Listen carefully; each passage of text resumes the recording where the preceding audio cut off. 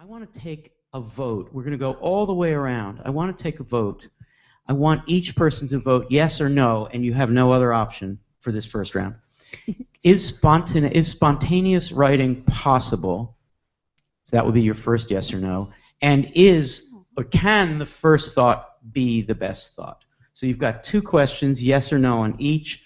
Is spontaneous writing possible? And can the first thought sometimes be the best thought? Jason? Yes, no. Yes, no.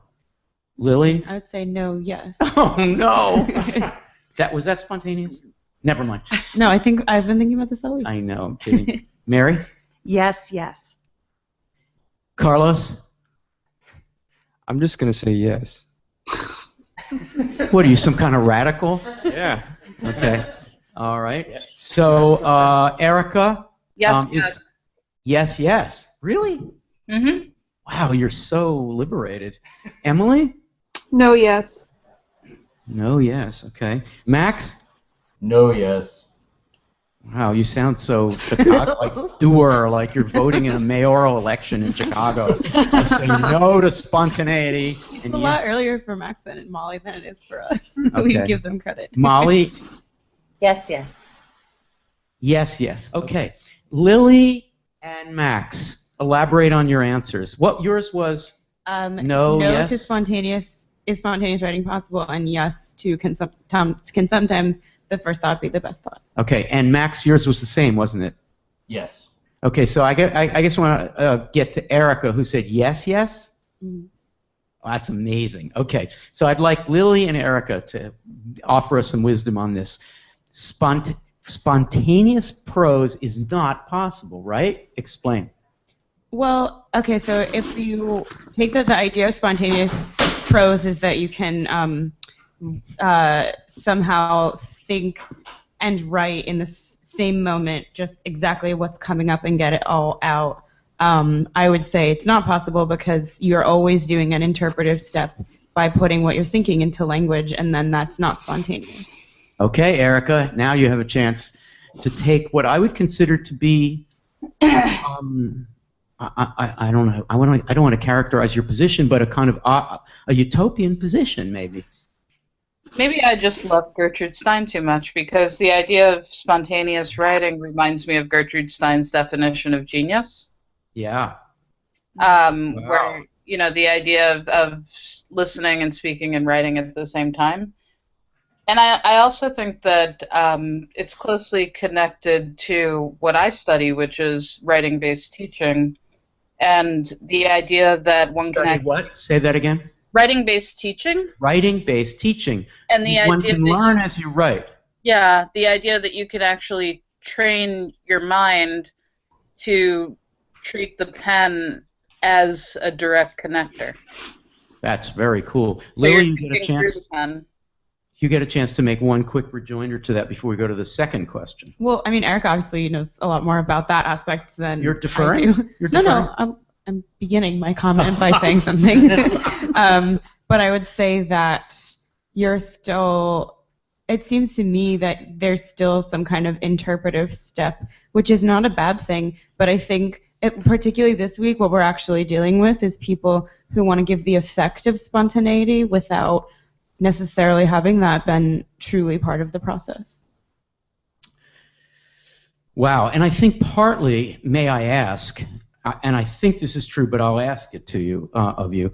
I think you're partly responding to the presumptuous naivete, is that possible, both those things, of some of the beats, particularly Kerouac and Ginsberg, who came on as if what they were doing was very spontaneous, when in fact, in the case of Ginsberg, it's very wrought and I wouldn't say prosodic. Yeah, I mean, I wouldn't say naivete at all. I think it's just a difference between, in some ways, anytime that you're saying you're giving your process in your work. For example, William's Portrait of a Lady was maybe one of our first poems that made the process really explicit.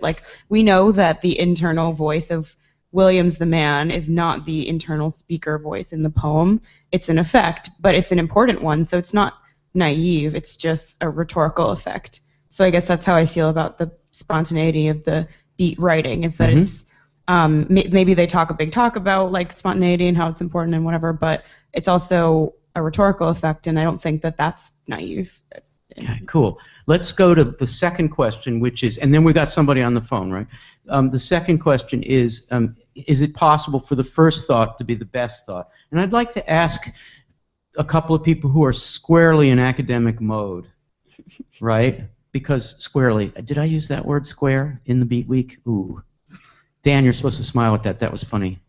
It's too early in the morning. You want to like chill out a little Your bit. A's, you call those aviators A's? Okay, so I'd like to ask Jason, who is, at the end of a career we all hope, because we want you to obviously get the degree and go on, but the end of a career, but is also a poet who's also spent a lot of time, I'm guessing, struggling between the poetic mode, in which first thought is more often best thought, and the academic mode, in which case first thought is usually the worst thought. And then I'd like to ask Emily just a reaction to that. I don't know what your answer was to that. It was yes, I think, wasn't it? No. No. Okay, good. That no, I think that that the first thought is always hiding another thought, and that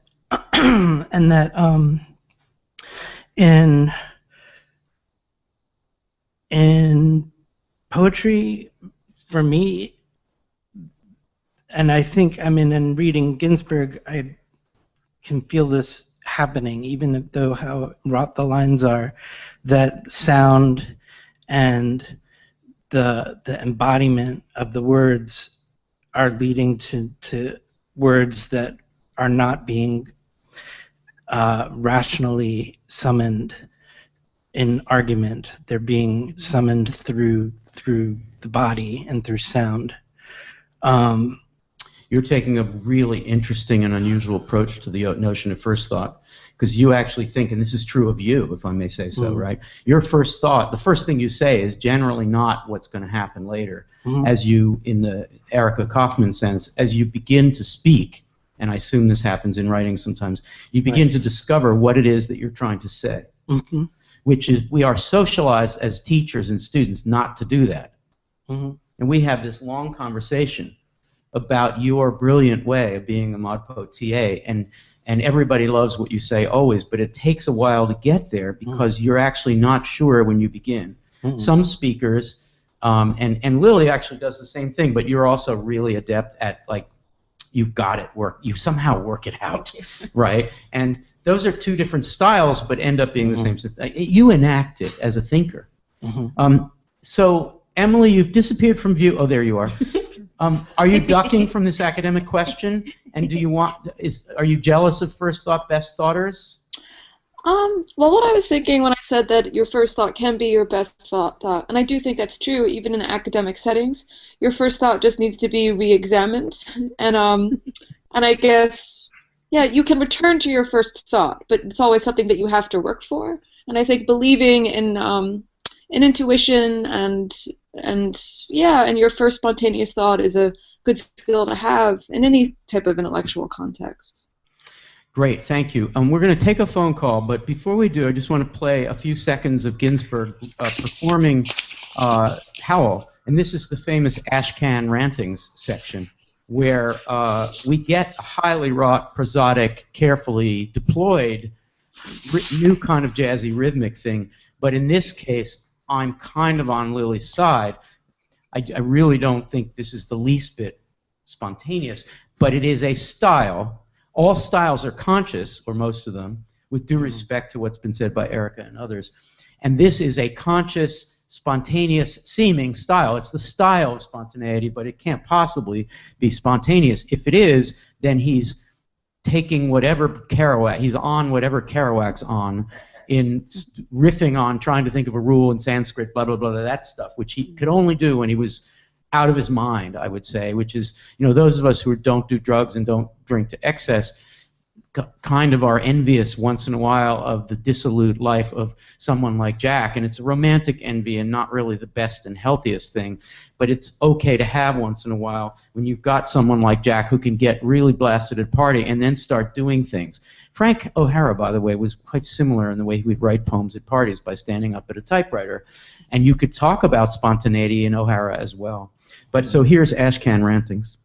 Peyote solidities of halls, backyard green trees, cemetery dawns, wine drunkenness over the rooftops, storefront burrows of tea-head, joyride, neon, blinking traffic light, sun and moon and tree vibrations in the roaring winter dusts of Brooklyn, Ashcan Rantings and kind king light of mind. I mean, it is just the case that that is just brilliant poetry, and the fact that most of American poetic culture, official mainstream culture, not only ignored that but decried it as unpoetic is insane, because it is so, if you just lineated it in some traditional way, you would get all those internal rhymes, they become external rhymes. Peyote, solidities of halls, right? The stringing of nouns, storefront burrows of tea-head, joyride, neon, blinking traffic light. It's just Ashcan Rantings itself is just, it's Gerard Manley Hopkins, it's Emily Dickinson, it's Marianne Moore. It's amazing, it's poetic, it seems spontaneous. It probably wasn't spontaneous, but who the fuck cares if it's, as long as it spawned an effort at people to let themselves go at the end of the line and restore the Whitmanian pseudo-spontaneity. Walt revised Leaves of Grass till the end.